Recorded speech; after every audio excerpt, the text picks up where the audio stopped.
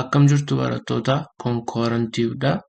Guyyaa har'aa immoo fiiziksii kutaa 9ffaa boqonnaa 1ffaa paartii 2 isaa qabadhee isinii dhufeera. Osoo viidiyoo kana hin eegaliin dura like, share, subscribe gochuu keessan hin dagatinaa. Garuu kallattiimaan gara viidiyoo keenyaatti taasisnu. Jalqaba irratti kan argannu historical issue and the contributors kan jennu akka mata duree guddaatti jalqaba irratti arganna. Historical issue and the contributors gaafa jennu adeemsa ittiin fiiziksiin dhufe ni ilaalla. Akkasumas immoo adeemsa ittiin fiiziksiin dhufe kana keessatti namoota gahee taphatanis tokko tokkoon gara boodaatti ilaalaa deemnaa jechuudha. Over the last few centuries, the growth of scientific knowledge has resulted in ever increasing specialization in the branching of physics into separate fields. Egaa jaarraa muraasaan booda scientific knowledge kuni specialization adda addaa akkasumas immoo fiiziksiin dameewwan adda addaatti guddachaa dhufeera jaarraa muraasaan booda jechuudha. Physics as it developed from the Renaissance to the end of the 9th century is called classical physics. Fiiziksiin akkuma guddachaa deemeti kaasee hanga jaarraa 19ffaatti jiru fiiziksii klaasikaalaa jedhamee beekama. Revolutionary discoveries starting at the beginning of the 20th century transformed physics from classical physics to modern physics. Jaarraa 20ffaa keessa garuu classical physics kuni modern physics ittidha kan inni jijjiirame jechuudha. So jaarraa 19ffaa keessa jalqabaa kaasee hanga jaarraa 19ffaatti kan nuyi qabnu fiiziksii klaasikaalaa jedhamudha. Erga jaarraa 19ffaa dhume jaarraa 20ffaadhaa kaasee kan nuyi qabnu immoo classical physics kuni modern physics itti jijjiirame modern physics dha jechuudha kan jiru. Many laws of classical physics have been modified during this 20th century, resulting in dramatic change in the technology, society, and our view of the universe. Egaa classical physics kuni law qaba ture. So seeronni classical physics keessa jiranii jaarraa 20ffaa keessadha baay'een isaanii kan isaan fooyya'anii jechuudha. Akkasumas immoo fooyyiinsi kuni yookaan immoo classical physics irraa modern physics itti jijjiiramuun isaa kuni dramatic change yookaan immoo jijjiirama ajaa'ibaa teknooloojii irratti fideera. Society kana irratti akkasumas immoo akka waliigalaatti university kana irratti argisiiseera jechuudha. Okay, there are many scientists whose thoughts and the scientific contribution revolutionized physics over the last few centuries. Egaa saayinsistoota baay'ee jira kanii contributoryidha jedhamanii yaadaman fiiziksii keessatti jechuudha. So isaaniin immoo tokko tokkoon ilaalla kan gahee taphataniiru jijjiirama fiiziksii klaasikaalaa modern fiiziksii keessatti gahee taphataniiru jedhamanii kan yaadamanii baay'eetu jiru. So tokko tokkoon diskasii goona jechuudha. Maal akka isaan argatanii maal irratti akka isaan beekamte argatanii bara meeqa akka isaan jiraatanii tokko tokkoon ilaallaa jechuudha. Jalqaba irratti kan argannu Galileo Galilei kan jennudha. Namichi Galileo Galilei jedhamu kuni Galileo was an Italian astronomer, physicist and engineer. Galileo Galilei kuni Italian astronomer akkasumas physicistidha akkasumas immoo engineeridha. Galileo has been called the father of observational astronomy, the father of modern physics, the father of the scientific method and the father of modern science. Galileo Galilei kun egaa maal jedhameedha kan inni beekamu father of observational astronomy jedhameen beekama, father of modern physics jedhama, father of scientific method and the father of modern science jedhama. So namicha kana asumatti akkuma isin hubattanii ka'umsa fiiziksii damee fiiziksii baay'ee fi mataadha jechuudha, hundeedha jechuudha Galileo Galilei. It was Galileo Galilei who first studied the solar system and the universe using a telescope. Namni jalqaba teleskoopii fayyadamee waa'ee solar system university kana keessa jiru kan qo'ate Galileo Galileidha jechuudha. Okay, inni gara biraan Isaac Newton kan jennudha.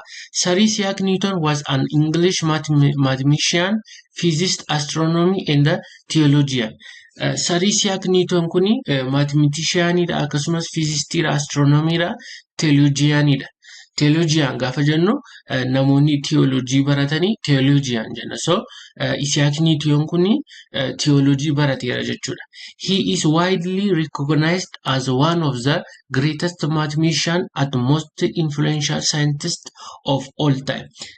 Isaac Newton kun egaa sirriitti fudhatama argateera. Maal jedhame? Mathematician jedhame sirriitti fudhatama argateera jechuudha. He developed the principle of modern physics including the laws of motion. Isaac Newton kuni principally modern physics keessaati law of motion sirriitti namannuu kaa'edha. Isaac Newton is famous for his law of motion and gravity. Akkuma beekamu Isaac Newton kuni maaliin kan inni beekamaa ta'e law of motion inni nu kaa'eef gravity dhaan kan inni beekamaa nu ta'e jechuudha. So akkuma beekamu sarii Isaac Newton first law, second law, third law jennee bakka sadiitti kan qoonnu kuni kan namicha kanaadha jechuudha. Inni kana biraan Michael Faraday kan jennudha. Michael Faraday was an English scientist. He contributed to the study of electromagnetism and electrochemistry. Inni gara biraan Michael Faraday kan jennu kun immoo saayintistii ta'ee akkasumas immoo kan inni irratti xiyyeeffatee hojjetaa ture maal irratti kan inni study godhe electromagnetism fi electrochemistry irratti jechuudha. So his main discovery includes the principle underlying electromagnetic induction, diamagnetism and electrolysis. Isaanis Michael Faraday kun egaa magnetismii fayyadame magnetismii fi electrochemistry irratti study godhee jenneera. So kanarraa maal argate? Principle akkamii argateera? Electromagnetic induction principle isa argateera. Diamagnetismii maal akkati argateera? Electrolysis akkasuma namicha kanatu argatee jechuudha. In general, Michael Faraday changes the world with the magnet. So guutummaa guututti generally maal jennee conclude goona? Michael Faraday kuni magnetiidhaan world kana jijjiireera jechuudha. So modern world illee akka dhufuu fi sababadha jechuudha Michael Faraday. Inni gara biraan James Prescott Joule kan jennudha. James Prescott Joule is an English physicist, mathematician. Okay, namichi kun egaa physicistidha akkasumas immoo mathematicianidha. Joule studied the nature of heat and discovery its relationship to mechanical work. Namichi kun immoo maal irratti kan inni qorannoo gaggeesse waa heat irratti. Akkasumas immoo walitti dhufeenya heatiin mechanical work wajjin qabu irratti kan study godhe jechuudha. This lead to the law of conservation of energy. Kun immoo gara maalitti isa geesse? Gara law of conservation of energy argachuutti isa geesse jechuudha. Joule's work helped lay the foundation for the first of three laws of thermodynamics that describe how energy in our universe is transformed from one object to another or transformed from to another. Hojii James Prescott hojjete kuni maal akka inni argatu gargaariiraani thermodynamics seerota thermodynamics sadan akka inni argatu gargaariiraan. So seerota thermodynamics keessaa inni tokkoffaan immoo maalidha? Energy'n gara tokkorraa gara tokkotti akkamittiin daddarba. How energies our universe transform from one object to another or transformed from to another kan jedhu akkamittiin akka ta'e James Prescott kuni argateera jechuudha. Okay, inni gara biraan Marie Curie kan jennudha. Marie Curie, French physicist and chemist who conducted pioneer research on radioactive.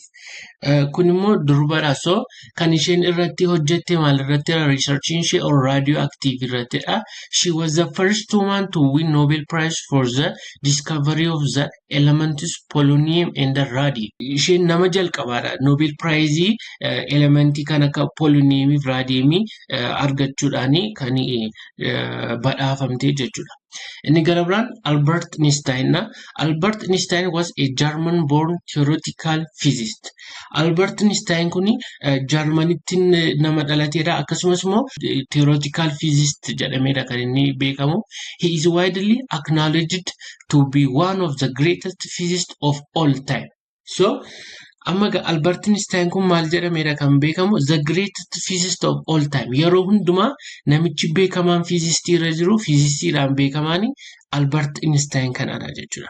Einstein is known for developing the theory of relativity. Akkasumas Einstein kun egaa maaliin beekama irra caala theory of relativity dhaan beekama, but he also made important contributions to the development of the theory of quantum mechanics. Akkasumas immoo inni namicha baay'ee gahee guddaa taphateera development yookaan immoo theory'n quantum mechanics akka dhufuu fi namichi gahee guddaa taphate akkasumas Albert Einstein jechuudha. Okay, akkasini galee abdii guddaa qaba. Yoo gaaffii qabaatan comment section irratti nu barreessuun dagatina. Ituu naa lamatti hin darbiin dura revision kitaaba keessan irra jiru hundasaa hojjannee gara boqonnaa lamaatti eegalla jechuudha. Video keenya sattaanu irratti. Okay, gaaffiin tokkoffaa kitaaba keessan irra jiru the Greek word physics for nature is appropriate in describing the field of physics. Which one of the following is the best answer for this? So physics kan jennu kuni appropriate to describe field of physics ira jennera. So physics jecha jedhu kanaafi isa kamtu best answer ta'a jedhee nu gaafachaa jira. Physics is a natural science that study life and a living organism on habitable planet like Earth. Kuninta kunta wandanda. So physics ini why nature qoata jenne male, why universe qoata jenne male, why living things in qoatu. So in Kenya debinto, physics is a natural science that studies the laws and the principle of our universe. So asitti deebinsa beta jechuudha. Physics natural science ite, damee natural science ite, waa'ee seeraa fi qajeelfama yuunivarsiitii kana qo'ata. So physics kan jedhu kuni kanaafi deebii sirrii ta'a jechuudha. Okay, gaaffii lamaffaa. A moving car suddenly comes to a rest after applying brakes. Which branch of physics do you think is appropriate to explain this phenomena? Okay, amma gaaffii lamaffaan kun maal nu jechaa makiinaan deemaa jiru tokko akka tasaa framing qabame mboqote. So taatee kana kan ibsu branch physics isa kamidha kan jechaa jiru. Inni aan mechanics jedha, baan immoo acoustics jedha, caan immoo electromagnetism, daan immoo nuclear physics jedha. So maal jenneera waa'ee motionidha kun maal nu agarsiisaa jira. Taateen kuni waa'ee motionidha. So motionii wajjin wanti wal qabate immoo mechanics jalattidha kan inni qo'atamu. So deebiin keenya ta'a jechuudha. Sadaffaan which of the following is not one of the branches of physics? Branch physics kan hin taane kamna kan armaan gadii keessaadha kan nu jedhu. Thermodynamics, optics, classical physics, evolution. So thermodynamics sirriidha branch isaadha, optics classical physics branch physics dha, garuu evolution branch physics miti jechuudha. So deebiin keenya addaadha. Which of the following is not a historical contributor in physics?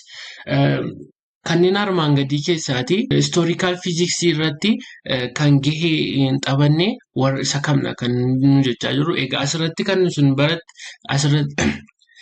asirratti kan isin hubattani amma warri kun hundumti isaanii amma ammaatti maqaa isaanii nu ilaalle. Nuni Albert Einstein Faraday Galileo Galilei ilaalaa ture. Ni ilaalleen warra kana maal akka isaan wani ta'an. So kun maal nutti agarsiisa warra nun gara gubbaatti ilaalleen ala contributoroonni baay'een jiru jechuudha. Kan gahee taphatanii baay'een jiru. Kun isa nutti agarsiisa. Okay, har'a kan jiru William Bordesnell, Daniel Bernoulli, Thomas Young.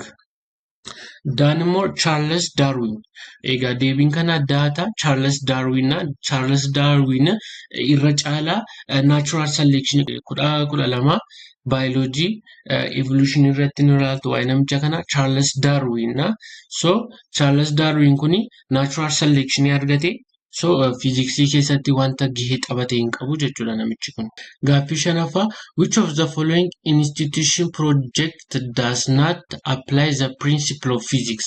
Amma bakka kanatti kana deebisaa comment section irratti naa barreessaa kun gaaffii keessan siniif haa ta'u. Maal jechaa jira gaaffiin kuni Itoophiyaa which of the following institution project does not apply the principle of physics? Warri kun hundumti isaanii institutioniidha. So institutioniin kuni principle fiiziksii kan apply hin goone warra kamna jechaadha. So kana keessaatti principle fiiziksii kan apply hin goone institutioniin tokko jira. So isa dubbisaatti comment irratti naa barreessa. Okay, gaaffii ja'affaa which branch of physics is most important when studying the nature and the behavior of light? Branchiin fiiziksii baay'ee barbaachisaa ta'e waa'ee behaviorii laayitii kan gaafa qo'annu isa kamidha kan jechaa jiru quantum mechanics, nuclear physics, optics, thermodynamics. So deebiin keenya opticsiidha. Opticsiin waa'ee behavior of principle laayitii kan qo'atu opticsiirra jenneera. Okay, barattoota galatooma akka isin irraa baratan abdii guddaa qaba. Like, share, comment, subscribe gochuu keessan hin dagatina. Quarantine bira milkaa'ina dhalootaaf sababan taana we are cause for success of generation.